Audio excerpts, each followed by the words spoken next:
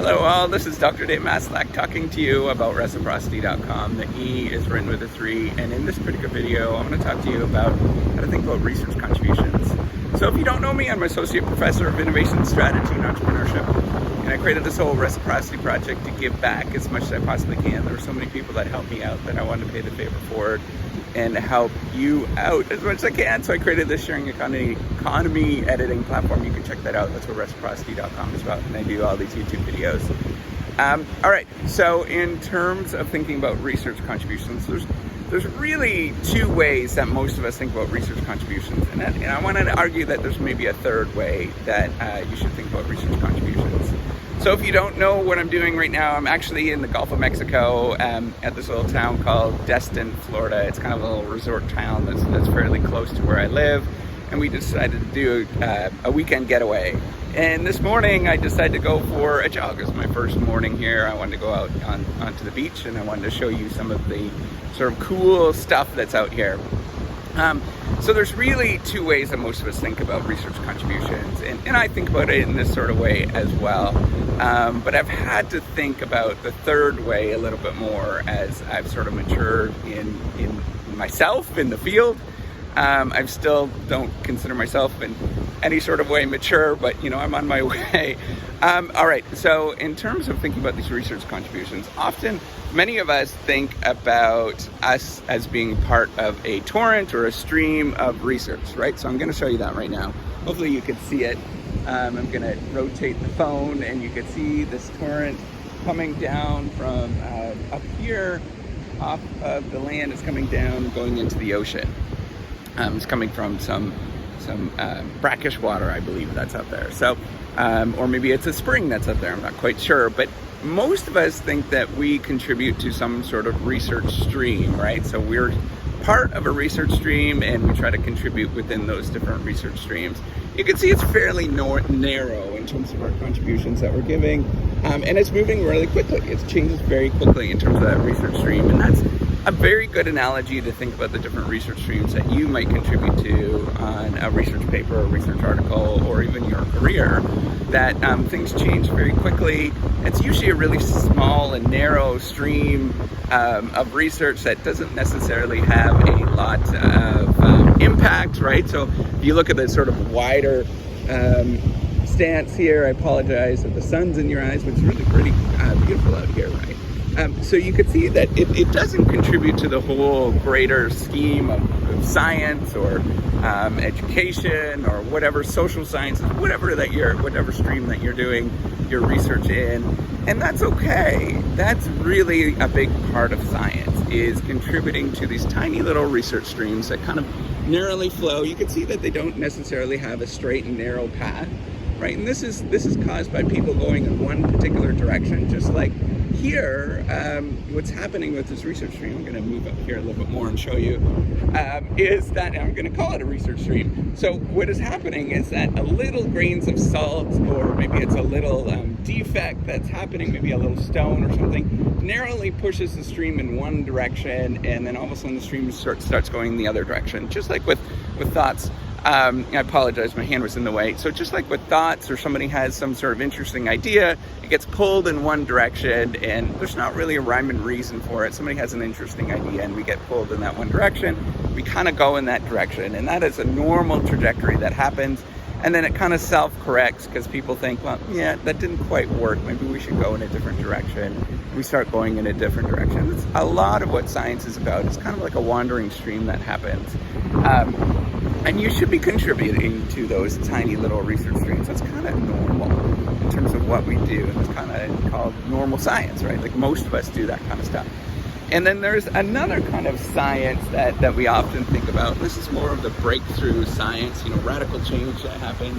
We think of the larger waves that happen, right? So there often is, and this analogy actually makes a lot of sense out here if you think about it. That's just a successive waves, and it's slowly changing the beach as we get these successive waves. So somebody has a really brilliant, interesting idea.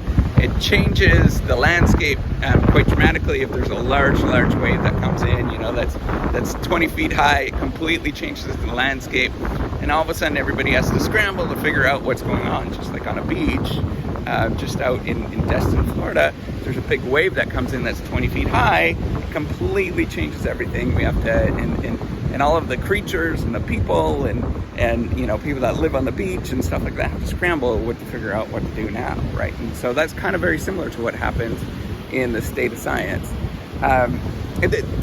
So here's the thing, if you can see here, that most of the waves that we have are really tiny and they don't make a lot of difference, and they're pretty important, but they're not necessarily all that important. So that's most of the stuff that we do is going to be relatively unimportant, and that's where I want you to think about the third wave.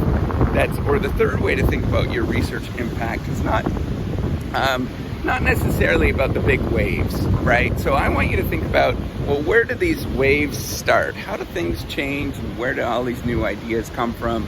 I want you to think about way out in the middle of the Gulf of Mexico, or way out into the Atlantic, or wherever you are. I want you to think about that there's usually a little tiny wind, or maybe it's a little tiny ripple that happens in the water. And what happens is that little tiny bit of wind blows across the ocean, and it slowly blows across the ocean, and it makes the waves get bigger and bigger and bigger. And as the molecules in the waves are crashing towards each other, the waves get successively bigger and the ripples get bigger and bigger as we move.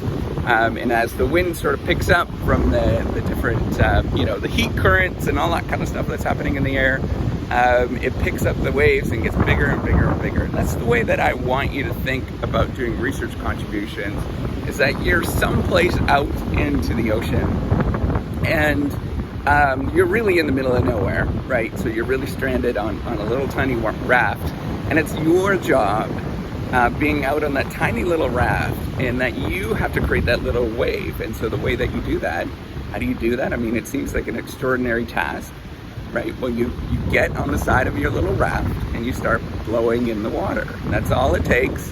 It might take a little bit of time, right? You start blowing in the water and you keep blowing and blowing and blowing. And eventually it starts creating a little bit more ripples, more ripples, more ripples. And hopefully you have some extraordinary outside events that happen, right? That help you pick up steam and blow the wind in the right direction, the waves in the right direction. There's often that happens, a lot of luck and exogenous or outside sort of factors that happen.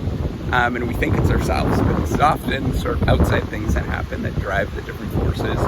And then as you're blowing and you're writing, you're making these little tiny research contributions, it picks up steam a little bit. And eventually, once it hits the beach, you have a little bit of a wave and you're making the impact. It takes a long time before that actually happens, but it does have an impact eventually. So that's the way that I want you to think about science. I know it seems a little bit more, it seems far-fetched, it seems extraordinary, it seems like this is daunting, why am I ever going to do anything like this? It's going to take forever. But that's a lot of science. It's a lot of small, tiny, little steps, just like everything in life, right? So I want you to think about life in this way as well. You don't get rich overnight. Most of us don't. It's pretty extraordinary. You don't lose weight overnight. Most of us don't. That's really extraordinary. You don't get famous overnight. That's really extraordinary if that happens. And oftentimes, a lot of those effects, they disappear very quickly. So instead, what I want you to think about is gradually growing and developing as a person, as a researcher, as a human being, and keep pushing towards building a little bit larger waves. Hopefully what happens is that as you're doing this, somebody picks up and notices that you're doing something weird, right? And they're like, why is this person doing that kind of thing? And then they start joining you and they start participating in that. And they themselves start pushing and blowing in the water. And that creates a little bit of a larger wave. And then hopefully if you have more and more people, just like wind, right? As you get more and more wind, the waves start getting bigger and bigger and you have larger contributions. So I want you to think, instead of thinking of research streams, which is really important, or creating large waves, I want you to think about creating small things and doing small things, and really sort of reining in your ambitions at the beginning, and have a sort of long-term journey or long-term perspective, but just have that little tiny focus on doing your one little tiny thing. And eventually what ends up happening is the idea gets picked up by other people. Maybe they read it, maybe they never cite your paper, but they've read it. Somebody is going to have their mind changed from that. Enough people have their mind changed. You can get an extraordinary, interesting way. You can change science pretty dramatically by doing that. And what I've seen is that's the way that most science is done. It's usually a tiny little article that people thought, well, that's pretty interesting, that's neat. And then it grows and develops and changes a whole domain or a whole discipline very quickly. Or maybe it takes a long time, right? It takes an extraordinary long time that the change happens. But, you know, in the grand scheme of things, it seems like it's happened fairly quickly. So that's what I want you to think about in terms of these research contributions. Think of the research stream, try to participate in the research stream as well.